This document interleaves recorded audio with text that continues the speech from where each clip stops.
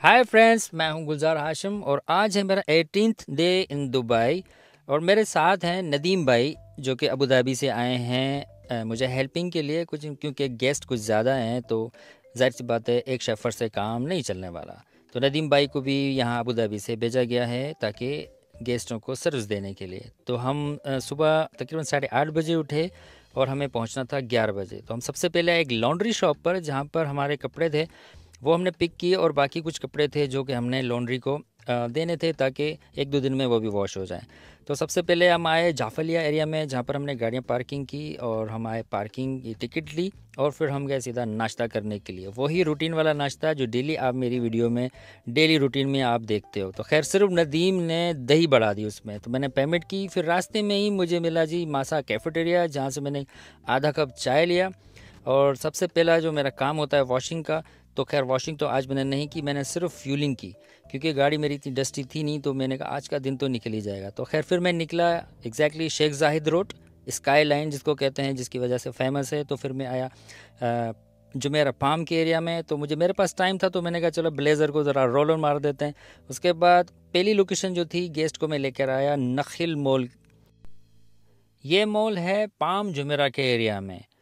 इस मॉल को अगर आपने विज़िट नहीं किया तो अगर आप दुबई में रहते हैं तो ज़रूर विज़िट कीजिएगा, क्योंकि आपको यहाँ पर दो चीज़ें तो ज़रूर मिलती हैं। एक है जो फेमस है 360 पूल, जहाँ पर आप उसकी बुकिंग करें, आप जाके स्विमिंग भी कर सकते हैं और पूरे पाम का व्यू भी देख सकते हैं।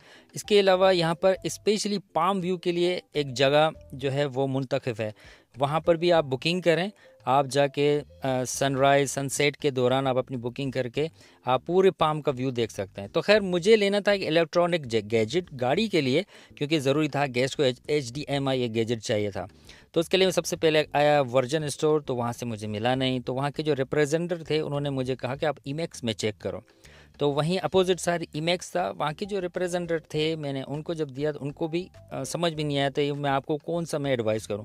तो उसके बाद फिर एक इलेक्ट्रॉनिक और मज़ीद मुझे मिला शॉप छोटा सा, तो वहाँ तो खैर मुझे मिल गया। फिर मैं आया बाहर अपने वैलेट पार्किंग की तरफ। तो फिर मैं गेस्ट को ड्रॉप किया और फिर मैं और नदीम आए अल बरशा के एरिया में एक इकबाल रेस्टोरेंट है, जहाँ पर हम आए, हमने अपना लंच किया। लंच करने के बाद हमने पेमेंट की। तो फिर गेस्ट ने कहा कि मुझे अभी सर्विस नहीं चाहिए तो आप लोग घर जा सकते हो।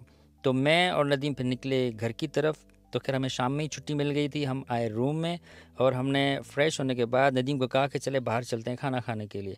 तो नदीम रास्ते में इस अलमाया सतवा में एक जगह है, सुपर मार्केट है, उसके सामने एक गेम लगी हुई थी बच्चों वाली वगैरह, मुझे ये खेलनी है। तो एक दरम तो उसने नुकसान किया, मिला भी कुछ भी नहीं। तो खैर हमने फिर आके डिनर किया। वहीं पे एक शाही मुगल के नाम से रेस्टोरेंट था।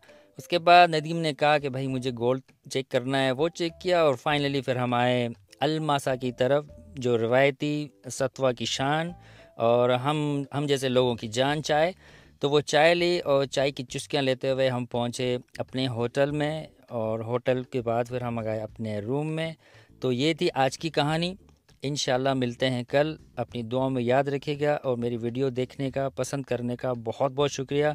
बाकी मैं पूरी कोशिश करता हूँ कि मैं सबके मैसेज का जवाब दूँ। मिलते हैं कल।